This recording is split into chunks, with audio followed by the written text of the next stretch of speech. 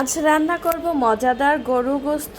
তেল ব্রেস্তার মধ্যে দিয়ে দিয়েছি হলুদের গুঁড়া, মরিচের গুঁড়া, ধনিয়া গুঁড়া। এখন দিয়ে দিলাম জিরা বাটা, এলাচ, দারচিনি একসাথে বেটে নিয়েছি, পেঁয়াজ মরিচের বাটা আর আদা রসুন বাটা পেস্ট একসাথে দিয়ে ভালোভাবে কষিয়ে নিয়েছি। যখন কষানো হয়ে যাচ্ছে তখন দুধের সাথে মিশ্রণ করা লেবু দেওয়া ছিল, সেই মিশ্রণটা দিয়ে আরও ভালোভাবে কষিয়ে দিয়ে দিলাম গরু গোস্তগুলো দিয়ে ভালোভাবে একদম কষিয়ে নিব যে পর্যন্তই নিজে না লেগে যায়। নিচে লেগে গেলে তখন পানি দিয়ে ঝোল দিয়ে দিব।